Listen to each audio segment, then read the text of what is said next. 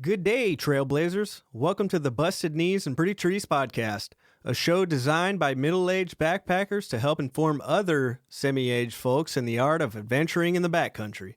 In this episode, we are going to take a break from gear talk and take a step off the beaten path. Worry not, gearheads. We will have plenty more gear talk in future episodes. But today, on the heels of Halloween, we're going to share some of our tantalizing tales of terror on the trails. Stay tuned.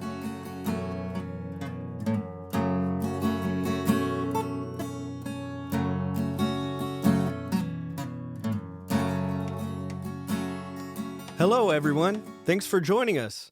I am your host, Travis J. White, here with the usual suspects, the hunky hammock hanger and prospective leader of the Appalachian Trail through hike bubble, Patty Richardson. Hello. And we mustn't forget the man to my right, the notorious tinkerer and altitude sickness survivor, Bradley Greer. Howdy. It's great to see you guys. It's only been a week since we last recorded, but it feels like we haven't seen each other for quite some time. We all are very busy in our day-to-day, so let's play a little catch-up. What have you guys been up to outside of the dungeon studio, Brad? Was happy to see yesterday when I opened my Instagram account and saw that Ranger Gracie, the Bark Ranger, posted her in her Halloween costume. I believe it was some kind of, it might have been like a Batman type of costume. There were some kind of bat wings. Yeah. And all of her park ranger buddies all dressed up for Halloween at Glacier National Park. So Yeah, that was really cute. she doesn't post too often, so it was good to see that. When you sent that to me, I was walking in my back door and I saw it and I just smiled. Oh, yeah. Yeah, I was like, cool. what the hell is... Gracie the Bark I Ranger. believe it's Batgirl too. True. Yeah, yeah. Yep, good call. Did you happen to see how many followers Gracie has? No, I don't think I remember looking when we talked about that story, but I don't remember what it was. Yeah, that'd be interesting. She doesn't post very often. She's not a big fan of social media, I guess. Well, she's a dog. So, Well, and you know, she's her there. account. She's there to work, homie. You know? Yeah, she's got to keep them sheep away. Yeah, that's right. It's That's like, right. you know, being an athlete and you have to talk to the media all the time. Like, Yeah, I just want to play football. like Marshawn Lynch. Listen, I'm just Gracie. So, I'm just out here doing my job like anybody else. You guys made me famous. I didn't make myself. Yeah, I didn't famous. choose this life. Yeah. This life chose me. She is an Australian Shepherd, so kind of did. Yeah, it did. How was your week, Patty? Dude, it was great. I mean, Halloween night was last night, so that was freaking awesome. We go to my brother's and my sister-in-law's neighborhood, and they are, I mean, like their neighborhood is like quintessential Halloween Haddonfield / whatever town that is in Casper / whatever town my wife's going to kill me for not knowing it that's in Hocus Pocus. You know, Salem? Maybe it's Salem. It's awesome. It's just, That's awesome. Probably 700 kids showed up to my brother's house nice. looking for candy. We walked around. Everybody's in a great mood. All the dads and the moms are out in their front yards with a fire, drinking beers, giving beers to the dads that are hanging out. I got a little tipsy, I will say. I was got a little talkaholic and things like that. So Imagine that. yeah, imagine that. But yeah, that was great. Halloween was wonderful. My son's 9 and hates, or he doesn't hate, but he's not a trick-or-treater so much as I'm going to sit with the bowl in my lap and scare the shit out of kids that are coming to get Yeah. candy. That's where he finds his He's joy. already on the other end of Yeah, Halloween. yeah. So for 2 straight hours, we all just sat around him watching him scare kids. Oh, Because he's a young director. Yeah, he is. So he likes making movies, so he's just setting up scenes. Yeah, director, actor. Yeah. He is all about the theater life. yeah. I was just telling the guys at work about Bazzy's Oh. video that he made the night that Yeah. I don't know if it was the first or second Yeah. night we podcasted, Yep. but it was so impressive. Yeah. The editing, the score, it was all great. If you follow us on Instagram and then soon Twitter, you'll see a photo or a little drawing that Bazzy did for us about the Hiker podcast. Oh yeah. So I posted that today a little bit ago. If you're on there, you'll see it. Yeah. Oh, I think for me, it's probably the most prized possession that we have in here. Yeah. so far. He's an ardent supporter of the podcast. I love it. Hell yeah. Yeah. What about you, Travis? What'd you do? I guess this last week definitely been busy with work and whatever the hell else is going on. I've been trying to build out my garage and make a nice little woodworking shop in there. I got a big project done at work. We did a cloud mural on the ceiling at a funeral home there in Northwest Fort Wayne, and it was a very satisfying project, and it really feels good to feel good about your day job. Would you say that's like your Sistine Chapel? Well, let's not go that far. No, I was just, very proud of the work we did. So. It looks awesome. You showed it to me. It looks badass. Yeah, maybe we could post some to social media or something. Yeah. But, I had a wonderful week, and I'm super happy to end the week sitting here with you guys and doing a fucking podcast. Yeah, this is really precious. I really enjoy being here on the Friday nights down in the dungeon studio, hanging out. This is killer. This is. What the fuck was that? Oh, shit, dude. I know what that was. I think that was you? the News Panther. That was the News Panther. So it must be time for the news, boys. It is. A little something we're going to try out. Brad, you're the News newsman. Panther. What do you got for us? I hired the News Panther, so I knew it was coming all along. That's right. You guys didn't know. So a guy, his name's Robert Schock, Ooh. he's an ultra runner. Bob Shock. Bob Shock. Yep. He's an ultra runner, and he went for a 20-mile run in North Cascade National Park, and he had his dog Freddie with him. In 2020 and 2021, North Cascade National Park had a lot of wildfires. Can I ask you where North Cascade National Park is for the listeners? Northern Washington Okay. State. There we go. Yep. Is that like Alpine? Yeah. It looks like a beautiful park. Oh, Like it seems like Washington got really lucky with Olympic and North Cascade. So because of these wildfires, the terrain has changed. The trails have been closed and rerouted. So Robert went out there with an old map. And early in his run, he realized that the trail kind of disappeared and wasn't where it was supposed to be. Oh, no. A quote from him, he said, "When I got out there, the trail was no longer there. I was curious to know what happened to the trail, and my curious kind of kept me going."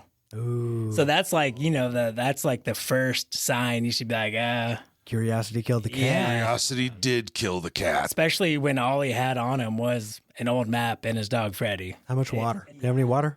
It didn't say he had anything else with him. Wow. I feel like that's not a good time to go adventuring into the woods. Well, he Yeah. didn't know. He just let curiosity get the best of him. Yeah. Yep. So come on, Brad. Lay it. Keep going. He realized the second night he didn't get out after the first night, and then he kind of realized the second day, oh shit, I'm pretty lost, and his phone died. And then I'm sorry. I have to agree, dude. This is, what? It's kind of crazy, but he was actually from North Carolina too, so he wasn't from the area. Because was my first thought. I was like, if you're an ultra runner and you're doing this 20-mile loop, I'm assuming you just do it every weekend or something. Yeah. But no, he was from North Carolina. Eastern or Western North Carolina? Ooh, that's a good That's a question. good question. I don't know the answer to that. Those are that two different types of people. Yes. Yeah, it's a good point. Wow. We'll assume it must have been from Eastern. That's what I was thinking. Yeah. So on the third day, that's when he realized he was in trouble, and he sent Freddie away. Like, just said, Freddie, go back home. Get help. Yeah, like I'm not doing very good right now, and I'm not going to do anything. I'm not going to be able to do anything for you. I'm assuming he didn't say this, but I'm assuming he was hoping the dog would go find help. Yeah, like in the back of his brain, he's like, this might work out. Yeah. The dog might come would back do to the somebody. same. I've seen a YouTube video where that has happened. What's the Lassie? The Oh yeah. yeah, Lassie. save the There's boy all from the sorts. well or something. Save the boy from everything. So Bob found a big mushroom. The article said he ate it all day long, so I don't know if that meant, or that's what he said. So I don't know if that meant it was like a huge mushroom that he ate over several days. But basically, that was the only food that he had. And random berries that he found that he said tasted horrible. But he said the mushroom tasted like a mushroom you'd have on a pizza. He's like, it was pretty good. Nice. Like he just nibbling on that all day long. But I think he stayed close to a river the whole time, because there was a main river that kind of ran through this area. it seems like he just kind of hugged that and just kept moving. He saw a helicopter twice and he couldn't signal it. He thought he did, but like a helicopter's not going to see you. Was that helicopter searching for him, or was it No. random? No, yeah, like nobody knew he was missing at this point, okay. which is kind of like red flag number 3 that nobody knew he was doing this. Yeah. And I'm not blaming him, but let him know you're going on a run. yeah. And you're going to get a little Certainly curious. Good, safe practice. We'll get at the end of this kind of things you should probably do to not have this happen to you. The good thing is Freddie made it back to a trailhead and got people's attention. No way. Yeah. Freddie, yeah. dude, no way. Then the article, it did have a picture of Freddie that I was going to show you guys. Has he met Gracie? Oh, man, they should. That would be a perfect PR. gosh. You should be the National Parks PR guy. So the people that found Gracie, they somehow, between that and Freddie. Freddie. Dang it. They're both angels. They were able to realize his car was still parked there too. And so sheriffs came out and were looking at his car, and his passenger window was halfway rolled down and his wallet was still in the car. So the sheriff automatically assumed, oh, this person's not coming back. He seems very careless. Like they wanted, it was intentional. Like they went into the woods just to die. That's what the sheriff thought. Whoa. They left evidence behind. Yeah. What a bleak thought process. Yeah, right. And that kind of made me think they must see that. It must happen. If Oh, that's yeah. the first thing he thought. So that's kind of scary. Yeah, it is. So I forgot to say at the beginning, the day that he went for the run was July 31st. So 30 days later, 29 days later, on August 30th, he was basically telling himself, like, this is it, I'm done. For some reason, he was naked, sitting by the river, and he basically said, I have one last yell in me to yell for help. And he did it. And members of the Pacific Northwest Trail Association just happened to be nearby returning from their camp. Holy shit. Yeah. And they heard him. And they came Wow. and said they were out doing trail maintenance. So I think they have a camp they go to. They go do trail maintenance for like a couple of days and then head back in. So they happened to be hiking nearby when he yelled his last help. Holy They found an crap. emaciated naked man by a river. Yeah. Yeah. Wow. Yeah. And I think he must have gotten, Giardia? Because they said he had bowel problems. Oh, I have to imagine that he had plenty Yeah. of internal injuries. And only eating a mushroom. I mean, yeah, that Some is. berries. How old was this dude? Does it say? I think he was in his 30s, 39. 39. Ooh, he's Dang. middle-aged. Yes, he was. He was in the hospital for a month.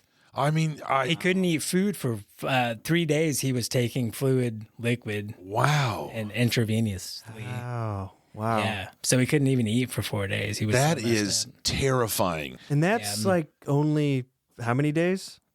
30. I think 30 total Dude, that is a long time with nothing. to be with nothing. It even said in the article he was finding old bear, not dens, but like where bears would bed down, and that's what he was sleeping in. Wow. Yeah, crazy. So that it's a good lesson because it is easy to do. It's easy to get lost, even when you're super prepared. The trails always change. They don't match the maps. So there's some basic necessities that you should take in, even if you're doing a day hike, because they're small, lightweight, like a water filter, so you don't get giardia. Or I think you still get giardia from a water filter. But some way to signal a helicopter that flies over, like waterproof mirror? badges. Yeah. There were stories in Nashville area where people signaled helicopters with mirrors, just a tiny little mirror. It can be a little makeup mirror, anything.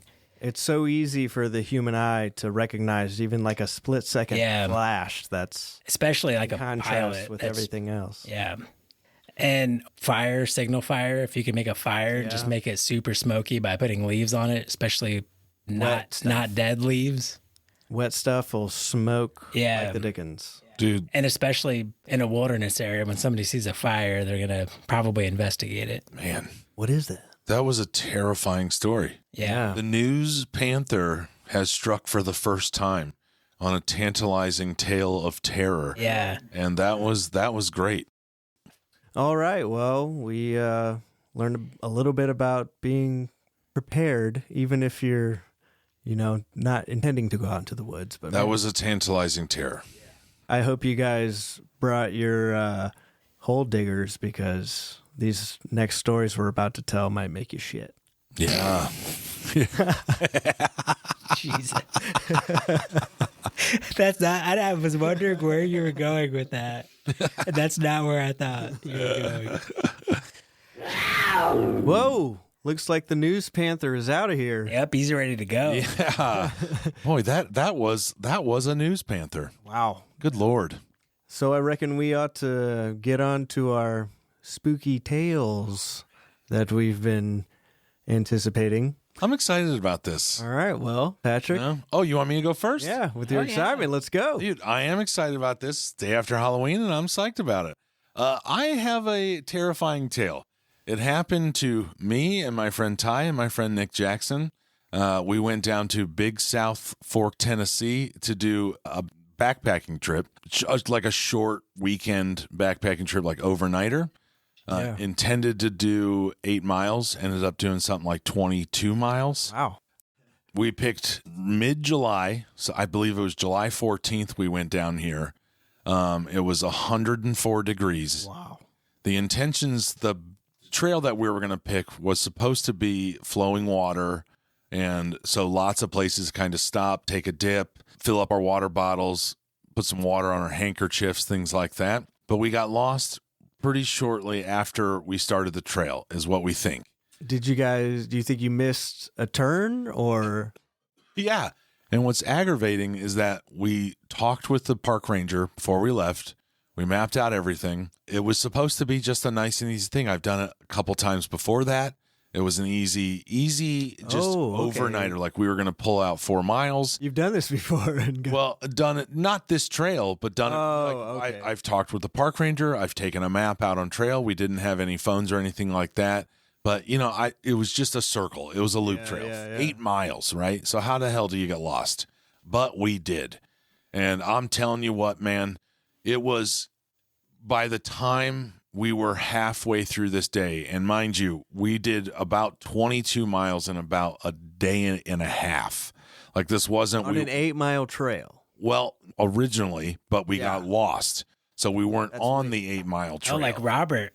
Yeah, like Robert. I mean, luckily we thought, I had 2 Gatorade bottles, I had 2 water bottles, and I had a water filter or a water bladder. So, and I'm telling you, by the end of that day, we were all out of water.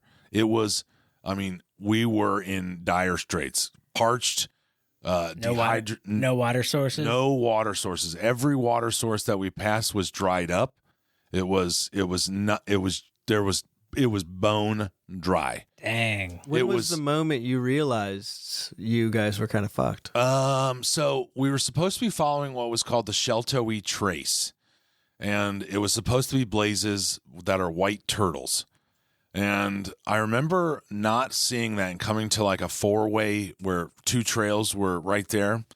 So I remember thinking like, man, it's been a while since we were supposed to get somewhere quick, but we did not. Anyway, so I bet we were probably 18 miles in to this. I think we decided that we went up and down the mountain 3 times. Three times. That is terrifying. The reason we kept going up is because we thought that we would get to like a parking lot or something like that. Something where, there's a scenic vista. So we're going to climb up to that scenic vista. And we were off trail for 18 miles in, for the last 4 miles, we were on trail and off trail, just trying to find another human being out here. Ended up not finding a human being. But when we got to the top of the trail, or probably midway to the top of one of the mountains, we heard running water, flowing water. Oh, man. So just immediately we put our packs underneath our butts and scooted all the way down the side of this mountain until we got to, I think it was the Chattahoochee River, which we were there. We were absolutely dehydrated. It was terrible. When we got to the campsite or to the place that we decided to put up our hammocks, there was a copperhead snake underneath where I was putting my hammock up. Wow. And I was so dehydrated that I was falling asleep like on the ground. I was delirious. I couldn't really focus. My eyes weren't working. I was plumb done. And so Nick Jackson, when he saw the snake, he took his hat off and his shoe off and started just chasing the snake until it left our campsite. Dang. It was crazy, dude. It was, I tell that as fast as I could to not take up time, but I mean, we're talking about hours and hours, and it was 104 degrees in the valley of this Big South Fork, and you were Tennessee. legit like Lost. scared. We had no idea where we were. We had a paper map. We didn't see a trail for probably 4 hours. What was your worst thought? My worst thought was, what's crazy is I don't know if I had like a worst thought. As soon as we heard the river, our mentality changed. Oh, it was like, yeah. We're fucked. This is too much. We have nothing in terms of fluid left. So we're screwed. It just so happened that the following day when we got up and we decided to walk a little bit down and then up the next side of the mountain, and I cramped the entire way. Like I'd walk 5 feet and then cramp, and then 5 feet and then cramp. So it took 2-3 hours just to get up this mountain that the day previous we were doing in a half hour. Yeah. But when we got up there was a scenic vista and a parking lot. So when we got up to that thing, we like forced ourselves to take a selfie at the top of this thing. Nice. And then followed the path down to where we knew our car was parked and got there. And I think we slept in the car for like 6 hours. Oh my gosh. Because it was just exhausting. Do you have that picture? Somewhere I do. I'll post it. I'll get you on the that, socials yeah. for that. It was intense. Scariest thing I've ever been through. I think if that snake would have bitten you, a poof of smoke would have just come out. Yeah, that's for real. No. That's for real. Everything was dry. Dude, it was just terrifying. I mean, to make a long story short, it was just terrifying. I wish that upon nobody. And gosh darn it, I will say, as much props as I give park rangers, that park ranger did nothing to help us at all. It was quite alarming. She sent us out there with absolutely no knowledge of what was going on and terrible directions. Patrick, I was thinking your story would be a little more lighthearted than that. No. That really sounds No, it's pretty terrible. it's a terrifying tale. I want to stick with the theme here, and that was my terrifying tale. All right, that was terrifying. Yeah. Brad, is your tale as terrifying as Patrick's? Is it, Brad? Did you almost turn into a dusty old mummy? There's one aspect of my story that's definitely more scary. Because I don't know. I still to this day don't know what happened. I think I kind of hit on it an episode or two ago about my first ever backpacking trip. So this was once I finally got all the gear that I wanted. I thought I was ready to go out on my own. And I went on my own by myself. Where was this at? It was the Cataloochee Valley in Great Smoky Mountain Wow. National Park. Yeah. So this valley is, I think in the wintertime, it's a ski resort. They're part of it. There's a Cataloochee ski resort, but it's Maggie Valley, I think, is the closest town. I was trying to figure out and reroute this trail because I was wondering how many miles I actually did. And I went back and I found my actual permit for my campsite. Cool. Great Smoky Mountains National Park backcountry permit. That's fun. Thank you, Gmail. B1755550. Because back then you would book permits through the National Park Service, and now you do it through recreation.gov. Yep. So you don't have that history to find your previous permits. So luckily I had this email still. The biggest clue that this gave me to rerouting my trip was the campsite that I booked was called 40 Big Hemlock. And I remember picking that site because they said you sleep under these huge hemlock trees and it's like a beautiful area. But I actually never made it to that campsite because I was not prepared for the hike that I had planned. And from what I could tell, I rerouted my route on Gaia, which can be good for certain things. Still? I can't get it to pull up right now, but I believe the first day I think I planned around 13 miles. And One day? Or was that? yeah, and I think that was driving from Charleston to this trailhead, which is like a 3-4 hour drive, and then doing like a 13-mile hike on top of that. From what I remember, I don't remember looking at elevations or anything about this trail, which it didn't seem too bad. But anyway, so I bit off way more than I can chew. My pack was probably way too heavy. Been there, sir. So I just found a campsite, and it happened to be campsite 41, and I booked campsite 40, so I was only one campsite off. So not too bad. Almost got it. And I set up camp, set up my tent, and it was probably, I think, 2 or 3 o'clock in the afternoon. And I was thinking in my head, I'm just going to lay down for like a second. I was so sore, so tired. I just like totally got my ass kicked. Next thing I know, I wake up and it's dark out. And I had nothing. I had like my bear bag wasn't hung up. Great Smoky Mountain National Park's known for black bears. Yeah, it is. And these campsites even have bear cables to help you hang your bag, and it's super easy.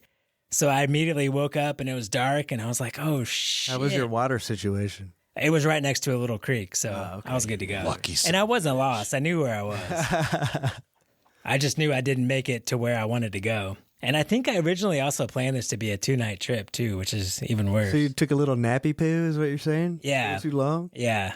So I woke up and freaked out, hung my bear bag, I think I ate a little snack or something, went to sleep again, and then woke up. And this is the spooky part. And it kind of still terrifies me to this day. Because I don't know if I was asleep or awake. I'm pretty sure I was awake, but there was something very large on the outside of my tent. Which tent were you using? It was the North Face tent. All right. The mansion. The luxury tent.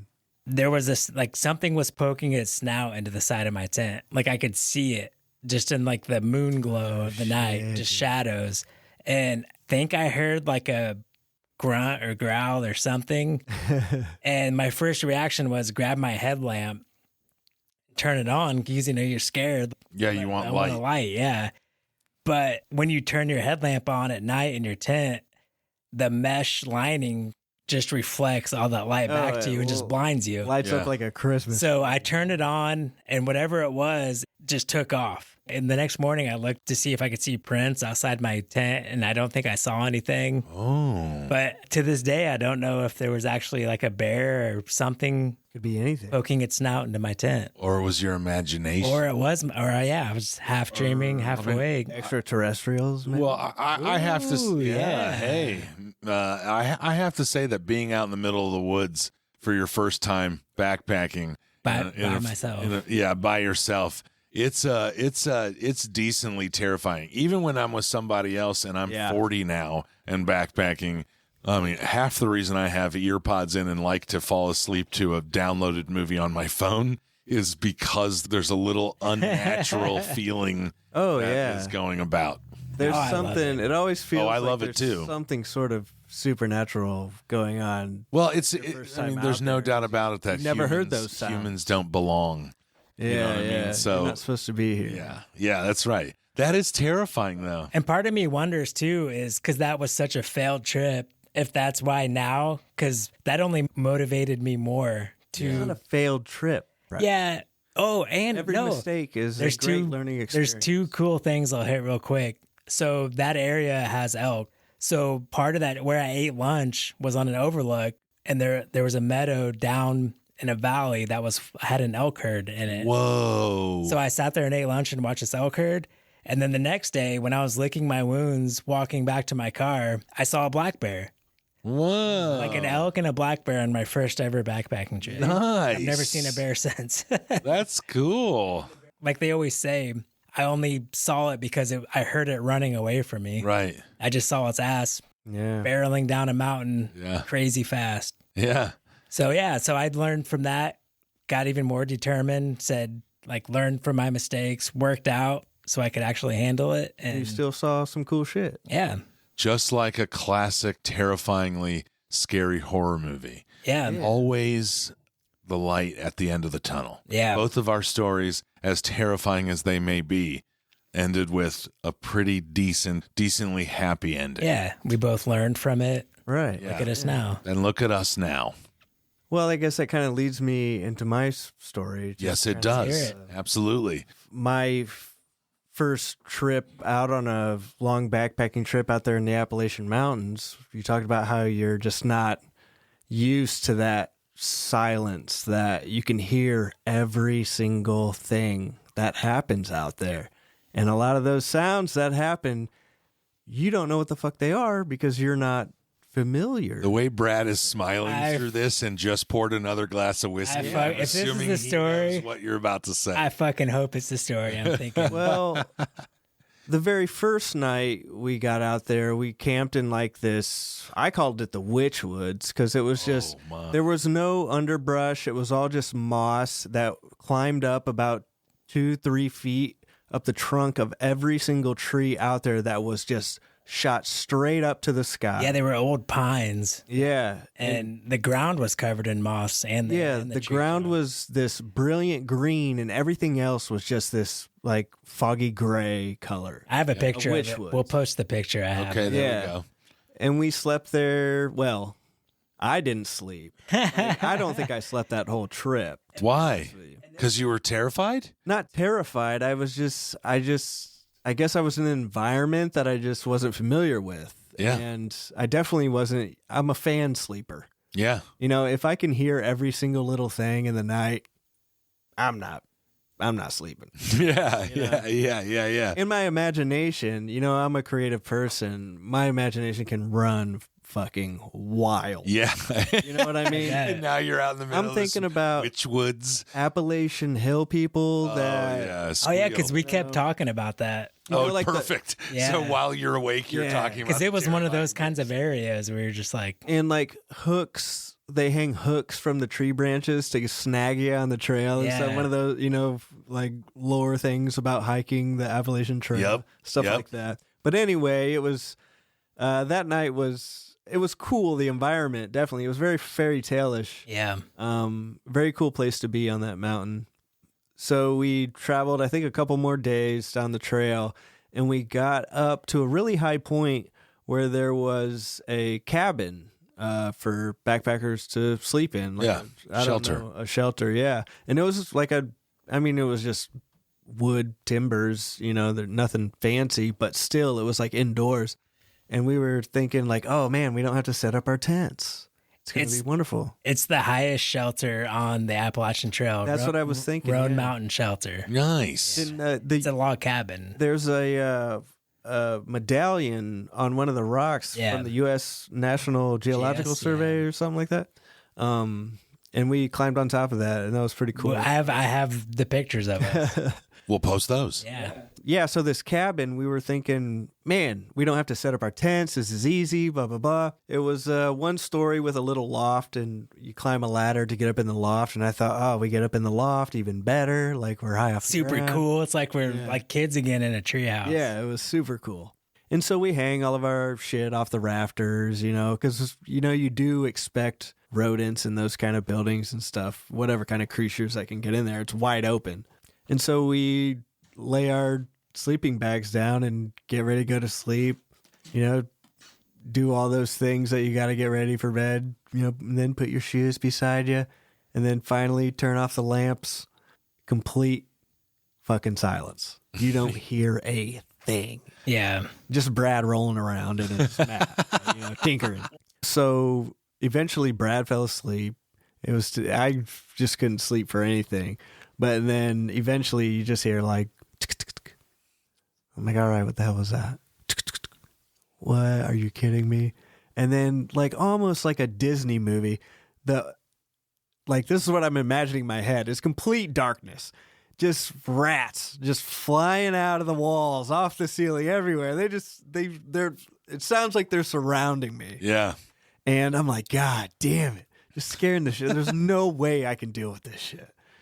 I don't know. I guess I have a fear of just rodents while I'm sleeping or something. But yeah, I couldn't handle it. Brad was out cold. I think he was snoring at that point. And so I was trying to like not fuck with Brad. I was going to go outside and set my tent up. How freaked out would I have been? Talk about spooky stories. I wake up and Travis is gone. Yeah. Yeah, right. But luckily, I did what I did. trying to put my boot on real soft and quiet, and I couldn't get my heel in. I pushed real hard and went bang! Like my heel Yep. shot into my boot, and Brad woke up. Yeah, I jumped up. Like, what the fuck?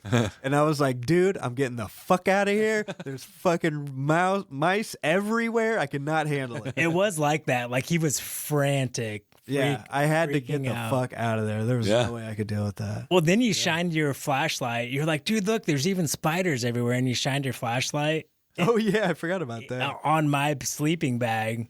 And even though I didn't really see any spiders, I was like, oh, yeah, fuck this. I'm out of here. Spiders on the ground. I don't know. with Maybe you. I didn't see that shit either. I was just, but yeah, that was, for me, that was a nightmare. I had to get the fuck out of there. So it was like 11 o'clock midnight. We're outside setting our tents up in the pitch black on the highest mountain, or the highest shelter. Yep. Well, I bet that was pretty to wake up to. Like once you were asleep and then woke up the next morning, I bet it's quite nice. It was, and we were under trees, so you Oh, Yeah. not quite a It view. was the Great Yeah. Smoky Mountain. yeah, it is. It is the Great Smoky Mountains. The story I thought you were going to tell, like, you know how Travis said he had problems sleeping Yeah. that first night in the creepy moss field forest? He dug his trekking poles in the ground and stuck his socks on the ends of his trekking poles to air dry. Yeah. And I was sound asleep, and one of his trekking poles fell over and hit the side of his tent. Oh, scary. And he freaked out, jumped out of his tent so Scared the fast and fuck woke out me of up. That is hilarious. It was so I totally funny. forgot about that. It was so. I thought at first that's the story you're gonna tell. I don't even think I just flew out of my tent as soon as it happened. I was jumped so so funny. hard. You're It was gonna so wrestle funny. whatever was out there. That was first trip, I hilarious. was so On edge. fucking paranoid. It was insane. Like I couldn't even believe it. And this was like after I'd been doing all these solo trips. Yeah. The one that I messed up. So I was used to be by myself. So having somebody else out there, I Yeah. was like, hell yeah. But you could also understand that for your first time out there. Oh, yeah. It is another world. Yeah, I mean, I may have imagined a bear poking its snout in Yeah, my that's tent. right. so- That's right. Or Yeah. Bigfoot for that. Yeah. Oh, yeah. It Like in, probably was Bigfoot. In Michigan, in the Tetons, I didn't have a problem. Yeah. I was happy to get in that tent. Yeah, I think you just start looking at it as your home away from home, and Yeah. Oh, yeah. like we talked about last episode, a tent really does, once you get comfortable in your tent, you feel comfortable in that your false tent. sense of security. That false sense of security is wonderful. Great. It's Yeah. wonderful. But it's also when I'm laying there at night and like playing out in my head if a bear was attacking me in my tent, I have no idea what I would do. No. Because you're just surrounded by plastic. You can't spray bear spray. No, just destroy you. Yeah. Like I always think about that. Like what would I do if all of a sudden my tent was being mauled by a Well, bear or something? I think that what was nice about the tents that we have now is that it has the two doors. So Yeah. my thought process is quietly zip that other side and fucking run. Well, and I keep my knife in my side head pocket. Yeah. So Oh, I can good. just cut that fucking tent open and see ya. get the hell out of it. Bye. Yeah. That was Hopefully- that. And then as I'm bear running just- away like a ninja, throw my knife and impale the bear. Yeah, and then the bear just Yeah. like, ouch. Just drops. Now I'm Like, gonna okay, I'm destroy done. you. No, he drops dead. Oh, drops I dead. save for everybody. 3-inch Everybody saved. Swiss Army blade. Hey, it's a fixed blade knife. Yeah, I No. don't think running is great advice. True. No. Well, I don't know. know either. And that's dude. like I don't know. when you're actively being attacked. I don't Yeah, if a bear's Oh, yeah. fucking with you hard enough to get into your tent, just It's going to be hard to run, though. It's going to be hard to lay down and act like play dead, like they tell Yeah. you to. With grizzlies, get out of Oh, here. you're going, Like just my body itself would be shitting and just sweating. Yeah. There's just all the fluids are coming out. Everything is flowing out of me. I have that would suck. well, What I find to be interesting about your guys' stories is that that it's both of your first times. Yeah. So that to me, I think for any of the listeners out there, I think no matter what we do to prepare, no matter how many times we've been out there, we all three understand what it's like to be out there for your first time, and I think that just it's going to happen. Like there's no way around being out in the middle of nowhere, and you're always going to have that moment where you feel quite uncomfortable. Very vulnerable. Like, Very vulnerable. Like, why am I here? Why am I doing this? Absolutely. I do not know what I'm doing out here. Yeah. But I don't want to make it sound like it's something that should deter you from doing it. Yeah. It's No, part of the as adventure. evidenced by your stories, I think that if you want to be out there, you're going to kind of get through it. Yeah. But boy, It's like a badge of honor. Like we have a saying in our group that we backpack with, embrace the suck. Yep, embrace the suck. Because those are the best stories that you tell later on once you make it through it. That's right. Yeah. That's right. It's not always about the accomplishment. It's about the sucky, the torrential downpour, the being scared shitless in the middle of the night. It's those stories that live with you forever and probably push you to the next one.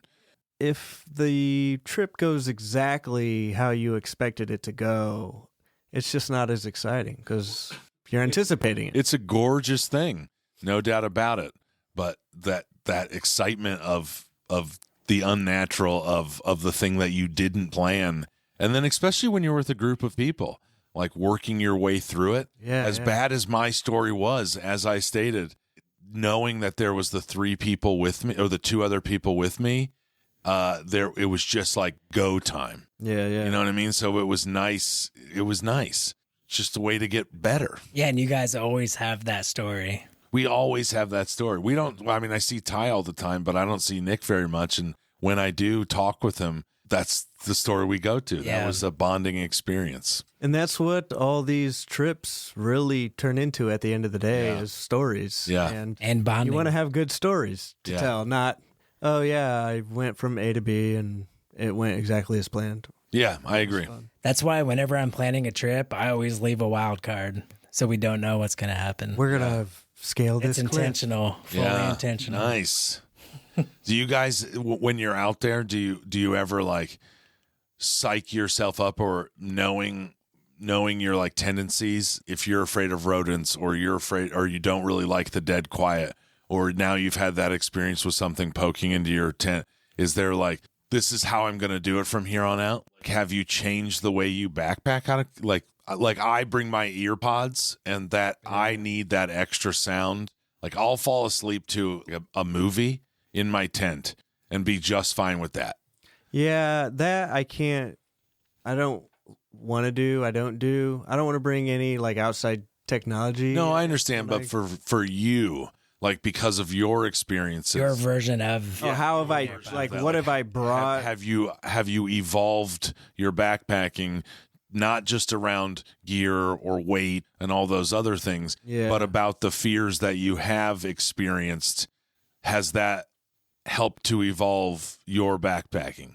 I think the experience alone, just you kind of know what to expect more. You're not as surprised by wild animals screaming in the night. But in terms of stuff to bring, or I've never really changed my setup. It's just more like it's not so much I changed because of backpacking, but I think like backpacking has changed me. Yeah. I've adapted to it. Oh, that's interesting. Yeah. Yeah, I bring the same gear. I'll bring like new stuff. That's a little, comfort kind of stuff. But nothing to kind of push away the experience of just being out there alone. What about you, dude? I think really just taught me to plan more and be prepared for things that can go wrong. Yeah. You can definitely have too many contingency plans to where it's just overwhelming, but I think just preparing for stuff that can go wrong, being ready for it mentally and whatever you can do physically. That's probably the biggest takeaway I have. Yeah. Speaking of just terrifying things, hopefully that never happens to anybody on the trail, and everybody, does their research, listens to the Busted Knees and Pretty Trees podcast for some information about backpacking and safety and what it takes to be on the trail. So, do you guys think we should wrap this episode up? Yeah, I think we're good. I think so. All right. Well, I think that's a great place to end it with our terrifying tales. I think Patrick had the most terrifying one. Oh, yeah. Because it was kind of real life. I was just afraid of some mice and sounds. And I was just sore. Brad was really sore. Well, And he yeah. fell asleep. I definitely get what you guys are talking about. I definitely get it. But I think we're going to sign off. And Follow us on our social media accounts, Busted Knees and Pretty Trees, and our tags are Busted Pretty. Our Gmail account is bustedpretty@gmail.com. Please email us advice, stuff you'd like to hear us talk about, questions you may have. We monitor our email. We'll reply to every email we get. Yeah, we've been getting a lot of source back, a lot of texts, a lot of emails, and a few messages on our socials. So it's been fun to see that, and fun to just see our followers growing and growing and growing. it's very cool. Yeah. And love us or hate us. Like, tell us what you think. You know, everything helps us improve this show. We've been trying so dang hard. Yep. But it's been such a fun experience. And thanks, everybody, for listening to tonight's episode. We're a little bit different tonight. And next week, we're going to get into sleeping bags. Is that what we're going to be talking about? Sleep systems. Sleep systems. All right. Well, keep on sauntering, you lovely people. Bye. Bye.